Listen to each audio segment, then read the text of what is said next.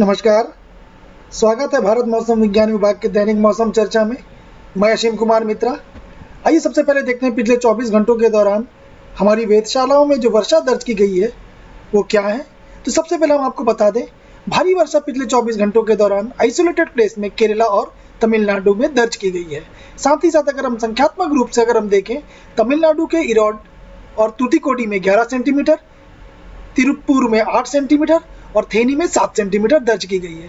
साथ ही साथ अगर हम केरला की बात करें, अलपुजा पलक्कड़ में 8 सेंटीमीटर प्रत्येक स्टेशन पे या प्रत्येक जगह पे और एर्नाकुलम में 7 सेंटीमीटर दर्ज की गई है। आइए हम देखते हैं जिसको हम कहते हैं सिनॉप्टिक सिचुएशन, जिसको हम कहते हैं संयुक्त परिस्थिति। संयुक्त परिस्थिति क्या दिखा रही है, देखिए संपूर्ण भारत का जो मैप है, उस मैप में आप सबसे पहले बंगाल की खाड़ी में हम चलते हैं। तो बंगाल की खाड़ी में इस दिशा में हम अगर बात करें, जो दिशा है ये जो जगह है वो है दक्षिण पूर्व बंगाल की खाड़ी।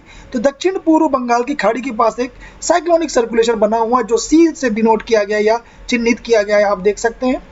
अब इसके पश्चिम की ओर बढ़ने की संभावना ज्यादा दिख रही है और साथ ही साथ इसमें हम कह दें कि इसके प्रभाव से बंगाल की दक्षिण खाड़ी के मध्य भागों में एक निम्न दबाव का क्षेत्र आने वाले 24 घंटों में बनने जा रहा है। जैसा कि हमने कल ने भी बताया था, बंगाल की दक्षिण खाड़ी के मध्य भागों में एक तरह से कह सकते हैं कि एक निम्न दबाव का क्षेत्र आने वाले 24 घंटों में खाड़ी के इस मध्य में बनने की संभावना दिख रही है। अगर हम दूसरी बात करें यहाँ पे, तो दक्षिण पूर्व बंगाल की खाड़ी के पास एक चक्रवाती परिसंचरण जो बना हुआ, साथ ही साथ उसके साथ एक ट्रफ लाइन जा रही है। जैसा कि आप देख सकते हैं, ये ट्रफ लाइन जो जा रही है ये बंगाल की उत्तरी खाड़ी तक औसत समुद्र तल से मुख्य रूप से 1.5 किलोमीटर तक फैली हुई है।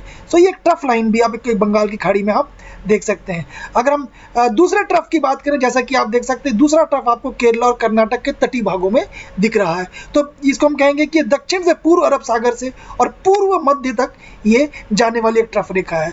और अगर हम तीसरे जो वेदर इवेंट जिसको हम कहते हैं मौसम के बारे में अगर तीसरा जो बताएं, जो ये उत्तर भारत की तरफ अगर हम रुख करें तो हम पाएंगे एक पश्चिमी विक्षोभ। हालांकि ये काफी इसकी तीव्रता कम है या एक तरह से कह सकते हैं कमजोर है। सो मध्य क्षोभ मंडल में एक ट्रफ के रूप में आप देख सकते हैं, एक ट्रफ के रूप में मध्य एक तरह से क्षोभ मंडल में पश्चिमी विक्षोभ चलता हुआ दिख रहा है और ये 67 ईस्ट और 32 डिग्री पे यहाँ पे एक स्थित है। सो हालांकि इसकी तीव्रता कमजोर है, कम है, लेकिन ये पश्चिमी विक्षोभ एक आपको यहाँ पे एक नजर आ रहा है 26 अक्टूबर 2021 को। अगर हम सैटेलाइट की इमेजरी, अगर हम इनसेट 3D आर के अगर उपग्रह से प्राप्त एनिमेशन के चित्रों को देखें, तो सबसे पहले हम अगर बता दें, ये देखिए, ये बहुत अच्छी तरह से एक तरह से इसको ये बादलों का एक समूह एक पश्चिमी विक्षोभ के रूप में आता हुआ दिख रहा है। और साथ में जिसको हम कह रहे थे ये वाला पश्चिमी विक्षोभ, ये जो दिख रहा है आपको, ये कमजोर, एक तरह से इसकी तीव्रता कुछ कमजोर है, लेकिन ये उत्तरी भाग में थोड़े बहुत इसके प्रभाव पड़ सकते हैं। अब अगर हम बंगाल की खाड़ी में ये एनिमेशन में देखिए, ये देखिए जो बादलों का जमावड़ा मुख्य रूप से ये दक्षिणी भागों में ये सीमित है। अभी चूंकि हमने बताया यहाँ पे एक चक्रवाती परिसंचरण है, साइक्लोनिक सर्कुलेशन है। साइक्लोनिक सर्कुलेशन से हम देखेंगे जो कि पूर्वोत्तर मानसून भी है, दक्षिणी भागों में क्लाउड की स्थिति बनी रहने की संभावना दिख रही है।